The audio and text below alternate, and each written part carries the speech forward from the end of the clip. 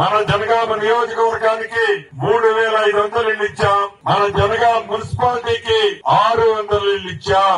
ఏదైతే ఇక్కడ 560 double bedroom ఇళ్లు కూడా అసంపూర్తిగా మిగిలిపోతే వాటిని పూర్తి చేసి మన ప్రభుత్వంలోనే పేదవాళ్లకు పంచామన్నది కూడా నిజం. రేపు ఏప్రిల్ నెలలో 1000 ఇళ్లు ఈ జనగామ పట్టణానికి ఇచ్చే బాధ్యత నాది. ఇల్లు ఇవ్వటమే కాదు, ప్రభుత్వ స్థలాల్లో ఎప్పటి నుంచో నివసిస్తున్న పట్టాలు లేని నిరుపేదలున్నారు. అటువంటి భూములను కూడా తప్పకుండా రెగ్యులైజేషన్ చేపిస్తాను.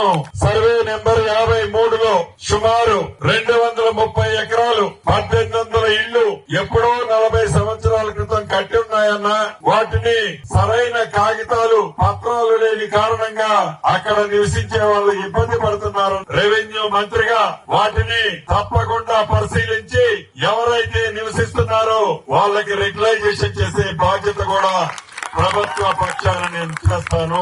బతకొమ్మలకుంట లాంటి చెరువుని 1.5 అభివృద్ధి చేసుకున్నాం. అదే రకంగా రంగప్ప చెరువును కూడా అభివృద్ధి చేసే బాధ్యత ఈ ప్రభుత్వ పక్షాన నేను తీసుకుంటానని కూడా ఈ వేదిక ద్వారా మీకు తెలుపుతున్నాను.